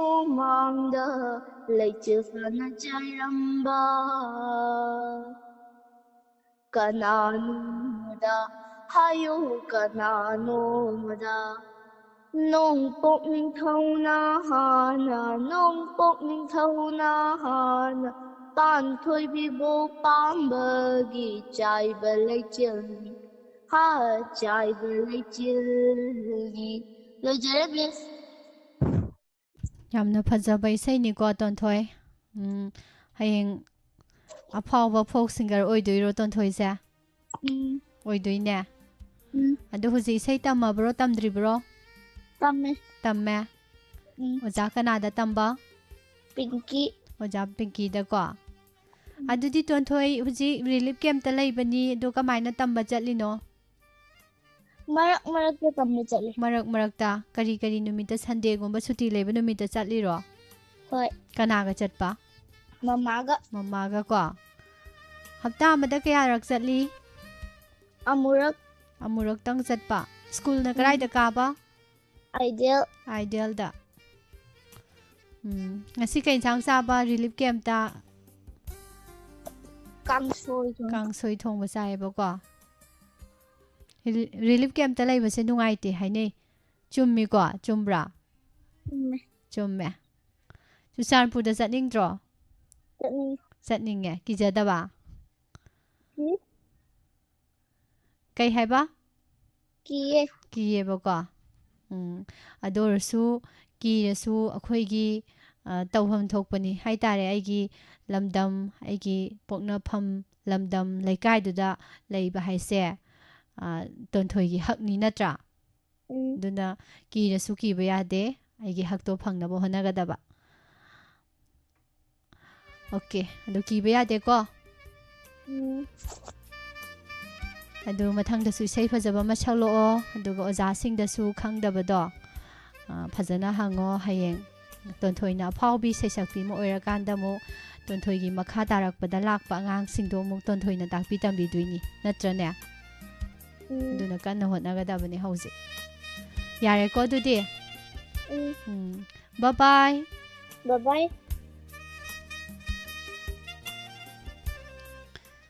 ꯉꯁꯤꯒꯤꯗꯤ ꯇꯣꯟꯊꯣꯏꯅ ꯑꯔꯣꯏꯕ call ꯑꯣꯏꯖꯔꯦ ꯃꯈꯥ ꯇꯥꯔꯛꯄ call ꯂꯧꯈꯠꯆꯗ꯭ꯔꯦ ꯄꯨꯝꯅꯃꯛꯄꯨ ꯍꯟꯅ ꯍꯟꯅ ꯊꯥꯒꯠꯄ ꯐꯣꯡꯗꯣꯛꯆꯔꯤ ꯑꯉꯥꯡꯒꯤ ꯊꯧꯔꯝ ꯅꯣꯡꯃꯥꯏꯖꯤꯡ ꯅꯨꯃꯤꯠ ꯈꯨꯗꯤꯡꯒꯤ ꯄꯨꯡꯐꯝ ꯑꯁꯤꯗ ꯊꯝꯖꯔꯤꯕ ꯊꯧꯔꯝꯅꯤ ꯃꯌꯥꯝꯅ ꯑꯗꯣꯝꯒꯤ ꯂꯩꯀꯥꯏ ꯂꯝꯗꯝꯗ ꯂꯩꯕꯤꯕ ꯏꯆꯥ ꯏꯁꯨꯁꯤꯡ ꯑꯗꯨꯃꯛ ꯁꯔꯨꯛ ꯌꯥꯍꯟꯕꯤꯌꯨ ꯀꯩꯒꯨꯝꯕ ꯀꯣꯜꯒꯤ ꯈꯨꯗꯣꯡꯆꯥꯗꯕ ꯂꯩꯔꯒꯁꯨ ꯂꯩꯀꯥꯏꯒꯤ ꯑꯉꯥꯡ 5-10 ꯑꯗꯨꯝ ꯄꯨꯟꯁꯤꯟꯕꯤꯔꯒ ꯂꯩꯀꯥꯏꯗꯨꯒꯤ ꯑꯣꯏꯕ ꯑꯍꯜ ꯂꯃꯟꯁꯤꯡ ꯍꯥꯏꯗꯤ ꯊꯋꯥꯏ ꯌꯥꯎꯕ ꯍꯥꯏꯇꯥꯔꯦꯀꯣ ꯑꯉꯥꯡꯁꯤꯡꯕꯨ ꯄꯨꯈꯠꯄꯤꯅꯤꯡꯕ ꯂꯩꯀꯥꯏꯒꯤ ꯂꯩꯔꯤꯕ ꯑꯍꯜ ꯂꯃꯟꯁꯤꯡꯅ ꯍꯥꯏꯇꯥꯔꯦ ꯃꯥꯒꯤ ꯃꯆꯥ ꯃꯁꯨꯁꯤꯡꯗꯣ ꯍꯩꯖꯕ ꯍꯥꯏꯗꯤ ꯃꯥꯗꯤ ꯑꯗꯨꯗ ꯍꯩ ꯍꯥꯏꯕꯅꯆꯤꯡꯕ ꯑꯗꯨꯒꯨꯝꯕ ꯑꯗꯨꯝ 5-10 ꯄꯨꯟꯁꯤꯟꯕ ꯌꯥꯕꯒꯤ ꯈꯨꯗꯣꯡꯆꯥꯕꯗꯣ ꯑꯗꯨꯝ ꯂꯩꯔꯒꯗꯤ ꯑꯩꯈꯣꯏꯅ ꯑꯗꯨꯝ ꯂꯥꯏꯚ ꯀꯚꯔꯦꯖ ꯇꯧꯕ ꯑꯗꯨꯝ ꯂꯥꯛꯆꯒꯦ ꯑꯗꯨꯒ ꯂꯣꯏꯅꯅ ꯀꯣꯜꯒꯤ ꯈꯨꯗꯣꯡꯆꯥꯕꯗ ꯊꯝꯖꯔꯤꯕ ꯅꯣꯡꯃꯥꯏꯖꯤꯡ ꯅꯨꯃꯤꯠꯀꯤ ꯑꯉꯥꯡꯒꯤ ꯊꯧꯔꯝꯗꯁꯨ ꯃꯌꯥꯝꯅ ꯁꯔꯨꯛ ꯌꯥꯕꯤꯌꯨ ꯑꯉꯥꯡꯁꯤꯡꯒꯤ ꯍꯩꯖꯕ ꯎꯠꯊꯣꯛꯍꯟꯕꯤꯌꯨ ꯁꯤꯒꯤ ꯍꯩꯖꯕꯁꯤꯅ ꯑꯉꯥꯡꯗꯣ ꯍꯦꯛꯇ ꯇꯨꯡꯗ ꯃꯤ ꯑꯣꯏꯔꯛꯀꯅꯤ ꯍꯥꯏꯕ ꯅꯠꯇꯦ ꯁꯤꯗ ꯋꯥꯔꯤ ꯁꯥꯟꯅꯕꯒꯤ ꯃꯤ ꯑꯃꯒ ꯋꯥꯔꯤ ꯁꯥꯟꯅꯔꯒ ꯑꯋꯥꯏ ꯑꯈꯨꯝ ꯇꯧꯕꯒꯤ ꯑꯦꯛꯁꯄꯤꯔꯤꯌꯦꯟꯁꯇꯨꯅꯤꯀꯣ ꯑꯉꯥꯡꯁꯤꯡꯗ ꯂꯩꯍꯟꯅꯤꯡꯕꯁꯦ ꯍꯥꯏꯗꯤ ꯍꯌꯦꯡ ꯃꯤꯔꯛꯇ ꯊꯣꯛꯂꯛꯄꯗ ꯀꯤꯗꯅꯕ ꯍꯥꯏꯇꯥꯔꯦ ꯑꯗꯨꯅ ꯑꯗꯨꯒꯨꯝꯕꯗꯨꯒꯤ ꯈꯛꯀꯤ ꯋꯥꯅꯤ ꯁꯤꯗ ꯏꯁꯩ ꯁꯛꯄ ꯍꯩꯔꯦ ꯑꯉꯥꯡꯗꯣ ꯐꯥꯎꯈ꯭ꯔꯅꯤ ꯑꯗꯩ ꯑꯗꯨ ꯍꯩꯔꯦꯅ ꯐꯥꯎꯈ꯭ꯔꯅꯤ ꯍꯥꯏꯕꯒꯤ ꯑꯃꯠꯇ ꯅꯠꯇꯦ ꯃꯤ ꯑꯃꯒ ꯋꯥ ꯍꯥꯏꯅꯕ ꯃꯇꯝꯗ ꯀꯤꯍꯟꯗꯕ ꯑꯀꯤꯕ ꯂꯩꯍꯟꯗꯕ ꯑꯩꯈꯣꯏꯁꯦ ꯊꯧꯅꯥꯗꯤ ꯌꯥꯝ ꯐꯩꯕ ꯑꯩꯈꯣꯏ ꯃꯅꯤꯄꯨꯔꯤꯁꯤꯡꯁꯦ ꯊꯧꯅꯥꯗꯤ ꯌꯥꯝ ꯐꯩ ꯑꯗꯨꯕꯨ ꯀꯗꯥꯏꯗ ꯁꯣꯟꯒꯦ ꯍꯥꯏꯔ ꯀꯥꯟꯗ ꯃꯤꯃꯥꯡ ꯊꯣꯛꯄ ꯉꯝꯗꯕ ꯃꯥꯒꯤ ꯂꯩꯖꯔꯤꯕ ꯊꯧꯅꯥꯗꯣ ꯄꯨꯊꯣꯛꯄ ꯑꯗꯨꯒ ꯄꯨꯊꯣꯛꯐꯝ ꯄ꯭ꯂꯦꯠꯐꯣꯝ ꯑꯗꯨꯒ ꯂꯝꯖꯤꯡ ꯂꯝꯇꯥꯛꯄꯤꯅꯕ ꯂꯩꯇꯕꯗꯒꯤ ꯑꯗꯨꯝ ꯄꯪꯁꯜꯂꯒ ꯑꯩꯈꯣꯏꯁꯦ ꯍꯧꯖꯤꯛꯁꯨ ꯑꯗꯨꯝ ꯁꯣꯊꯔꯒ ꯂꯩꯔꯤꯕ ꯑꯗꯣ ꯀꯩꯒꯨꯝꯕ ꯄ꯭ꯂꯦꯠꯐꯣꯝ ꯃꯐꯝ ꯆꯥꯅ ꯆꯥꯅ ꯐꯪꯈ꯭ꯔꯕꯁꯤꯡꯗꯤ ꯁ꯭ꯄꯣꯔꯠꯇ ꯍꯥꯏꯔꯣ ꯃꯌꯥꯝ ꯑꯃ ꯍꯧꯖꯤꯛ ꯐꯥꯎꯔꯤꯁꯤꯅꯤ ꯏꯟꯇꯔꯅꯦꯁꯅꯦꯜ ꯄ꯭ꯂꯦꯌꯔ ꯃꯌꯥꯝ ꯑꯃ ꯒꯣꯜ ꯃꯦꯗꯥꯂꯤꯁ ꯃꯌꯥꯝ ꯑꯃ ꯆꯥꯎꯈ꯭ꯔꯕ ꯑꯩꯈꯣꯏꯒꯤ ꯏꯟꯗꯤꯌꯥꯒꯤ ꯆꯥꯎꯔꯕ ꯁ꯭ꯇꯦꯠ ꯀꯌꯥꯗꯒꯤ ꯉꯁꯤꯐꯥꯎꯗ ꯑꯣꯂꯦꯝꯄꯤꯛ ꯑꯗꯒꯤ ꯑꯣꯏꯔꯣ ꯑꯗꯒꯤ ꯂꯩꯔꯤꯕ ꯃꯁꯥꯟꯅ ꯈꯨꯗꯤꯡꯃꯛꯇ ꯑꯥꯏꯇꯦꯝ ꯈꯨꯗꯤꯡꯃꯛꯇ ꯍꯥꯏꯇꯥꯔꯦꯀꯣ ꯑꯩꯈꯣꯏ ꯃꯅꯤꯄꯨꯔꯒꯤꯗꯤ ꯑꯐꯥꯎꯕ ꯑꯃꯃꯝꯗꯤ ꯂꯣꯏ ꯂꯩꯔꯕꯅꯤ ꯌꯥꯝ ꯄꯟꯗ꯭ꯔꯀꯥꯟꯗ ꯑꯃꯃꯝ ꯈꯛꯇꯪ ꯄꯜꯂꯀꯥꯟꯗ ꯃꯁꯤꯡ ꯁꯨꯅꯕ ꯑꯥꯏꯇꯦꯝꯗ ꯍꯥꯏꯇꯥꯔꯦꯀꯣ ꯉꯁꯥꯏꯒꯤ ꯆꯥꯎꯔꯕ ꯁ꯭ꯇꯦꯠꯁꯤꯡꯗꯨꯒ ꯆꯥꯡꯗꯝꯅꯔꯨꯕꯗ ꯑꯩꯈꯣꯏꯒꯤ ꯁꯤꯗꯤ ꯈꯖꯤꯛ ꯈꯛꯇꯅꯤ ꯍꯥꯏꯖꯔꯤꯕ ꯑꯗꯨꯕꯨ ꯃꯥꯒꯤ ꯄ꯭ꯂꯦꯠꯐꯣꯝꯗꯨꯃ ꯐꯪꯈ꯭ꯔꯀꯥꯟꯗꯗꯤ ꯃꯩꯇꯩ ꯃꯆꯥ ꯑꯃꯅꯤ ꯃꯅꯤꯄꯨꯔꯤ ꯑꯃꯅꯤ ꯍꯥꯏꯕꯒꯤ ꯊꯧꯅꯥ ꯂꯤꯡꯖꯦꯜꯗꯣ ꯄꯨꯔꯒ ꯑꯗꯨꯝ ꯍꯜꯂꯛꯏ ꯃꯌꯥꯝꯗ ꯁꯛ ꯇꯥꯛꯄꯤ ꯍꯥꯏꯖꯔꯤꯕ ꯑꯗꯨꯅ ꯄ꯭ꯂꯦꯠꯐꯣꯝ ꯂꯩꯇꯕ ꯑꯩꯈꯣꯏꯒꯤ ꯑꯩꯒꯤ ꯊꯧꯅꯥꯗꯣ ꯎꯠꯊꯣꯛꯐꯝ ꯂꯩꯇꯕ ꯂꯩꯔꯒꯁꯨ ꯉꯝꯗꯕ ꯑꯁꯣꯟꯕ ꯑꯃ ꯂꯩꯕꯗꯣ ꯑꯗꯨꯒꯨꯝꯕꯗꯣ ꯂꯩꯍꯟꯗꯅꯕ ꯑꯋꯥꯏ ꯑꯈꯨꯝ ꯑꯩꯅ ꯁꯤ ꯍꯥꯏꯔꯀꯥꯟꯗ ꯃꯥꯅ ꯗꯛ ꯂꯥꯎꯅ ꯄ꯭ꯔꯖꯦꯟꯁ ꯑꯣꯐ ꯃꯥꯏꯟꯗꯀꯣ ꯆꯛ ꯂꯥꯎꯅ ꯈꯨꯝꯖꯤꯟꯕ ꯁꯤꯒꯨꯝꯕꯁꯦ ꯑꯗꯨꯒꯨꯝꯕ ꯑꯉꯥꯡꯁꯤꯡꯗ ꯍꯧꯖꯤꯛꯇꯒꯤ ꯍꯧꯅ ꯃꯈꯣꯡꯁꯤꯗꯒꯤ ꯍꯧꯅ ꯇꯝꯕꯤꯍꯧꯁꯤ ꯁꯔꯨꯛ ꯌꯥꯍꯟꯕꯤꯌꯨ ꯍꯥꯏꯖꯔꯤ ꯄꯨꯝꯅꯃꯛꯄꯨ ꯃꯈꯥ ꯇꯥꯔꯛꯄꯗ ꯄꯨꯛꯅꯤꯡ ꯋꯥꯔꯣꯜ ꯊꯧꯔꯝꯗ ꯑꯃꯨꯛ ꯄꯨꯟꯅ ꯁꯔꯨꯛ ꯌꯥꯃꯤꯟꯅꯔꯁꯤ ꯑꯉꯥꯡꯒꯤ ꯊꯧꯔꯝ ꯂꯣꯏꯁꯤꯟꯖꯕꯒꯤ ꯑꯌꯥꯕꯗꯨ ꯂꯧꯖꯔꯤ ꯂꯥꯏꯚ ꯆꯥꯠꯇ ꯂꯦꯡꯁꯤꯟꯕꯤꯗꯅ ꯔꯦꯗꯤꯑꯣ ꯚꯣꯂꯨꯝ ꯑꯣꯟ ꯇꯧꯕꯤꯗꯅ ꯇꯤꯚꯤ ꯑꯣꯟ ꯇꯧꯕꯤꯔꯒ ꯌꯦꯡꯕꯤꯔꯤꯕ ꯇꯥꯕꯤꯔꯤꯕ ꯃꯌꯥꯝ ꯄꯨꯝꯅꯃꯛꯄꯨ ꯊꯥꯒꯠꯄ ꯐꯣꯡꯗꯣꯛꯆꯔꯒ ꯊꯧꯔꯝ ꯂꯣꯏꯁꯤꯟꯖꯕꯒꯤ ꯑꯌꯥꯕꯗꯨ ꯂꯧꯖꯔꯤ ꯄꯨꯁꯄꯔꯥꯅꯤ ꯂꯥꯏꯁ꯭ꯔꯣꯝꯅ ꯈꯨꯔꯨꯝꯖꯔꯤ